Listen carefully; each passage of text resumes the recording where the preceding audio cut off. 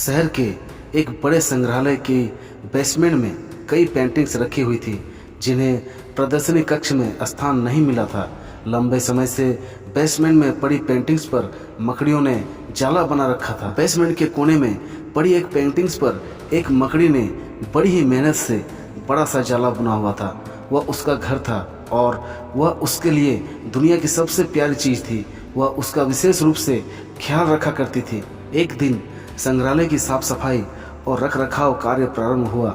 इस प्रक्रिया में बेसमेंट में रखी कुछ चुनिंदा पेंटिंग्स को म्यूजियम के प्रदर्शनी कक्ष में रखा जाने लगा। यह देख संग्रहालय के बेसमेंट में रहने वाली कई मकड़ियां अपना जाला छोड़कर चली गई, लेकिन कोने के पेंटिंग्स की मकड़ी ने अपना जाला नहीं छोड़ा। उसने सोचा कि सभी पेंटिंग्स को तो प्रदर्शन कक्ष में नहीं ले जाया जाएगा, हो सकता है इस पेंटिंग्स को भी ना ले जाया जाए। कुछ समय बीतने के बाद बेसमेंट से और अधिक पेंटिंग्स उठाई जाने लगी, लेकिन तब भी मकड़ी ने सोचा कि ये मेरे रहने की सबसे अच्छी जगह है, इससे बेहतर जगह मुझे कहाँ मिल पाएगी। वह अपना घर छोड़ने को तैयार नहीं थी, इसलिए उसने अपना जाला नहीं छोड़ा। लेकिन एक सुबह संग्रहालय के कर्मचारी उस कोने में रखी पेंटिंग्स को उठाकर ले जाने लगे। अब मकड़ी के पास अपना जाला छोड़कर जाने के अतिरिक्त कोई विकल्प नहीं था। जाला न छोड़ने की स्थिति में वह मारी जाती। बुझे मन से उसने इतनी मेहनत से बनाया जाला छोड़ दिया। संग्रहालय से बाहर निकलने के बाद वह कई दिनों तक इधर उधर भटकती रही।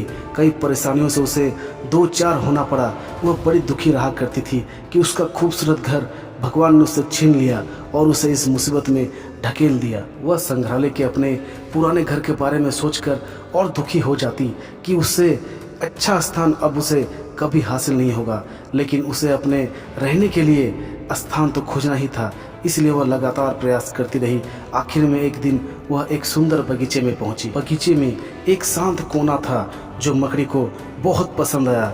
उसने फिर से मेहनत प्रारंभ की और कुछ ही दिनों में पहले से भी सुंदर जाला तैयार कर लिया। यह उसका अब तक का सबसे खूबसूरत घर था। अब वह खुश थी कि जो हुआ अच्छा ही हुआ, अन्यथा वह इतने सुंदर स्थान पर इतने सुंदर घर में कभी नहीं रह पाती। वह खुशी खुशी वहाँ रहने लगी। दोस्तों, मकड़ी की इस कहानी से हमें सीख मिलती है कि कभी कभी जीवन में ऐसा कठिन समय आता है जब हमारा बना बनाया सब कुछ बिखर जाता है। ये हमारा व्यवसाय, नौकरी, घर परिवार या रिश्ता कुछ भी हो सकता है। ऐसी परिस्थितियों में हम अपनी किस्मत को कोसने लगते हैं या भगवान से शिकायत करने लग जाते हैं, लेकिन वास्तव में कठिन परिस्थितियां हमारे हौसले की परीक्षा है। यदि हम अपना हौसला मजबूत रखते हैं तो परिस्थितियां बदलने में समय नहीं लगता। हमारा हौसला, हमारी मेहनत हमें बेहतरीन की ओर ले जाती है। यकीन मानिए, हौसला है तो बार बार बिखरने के बाद भी आसमान की बुलंदियों को छुआ जा सकता है।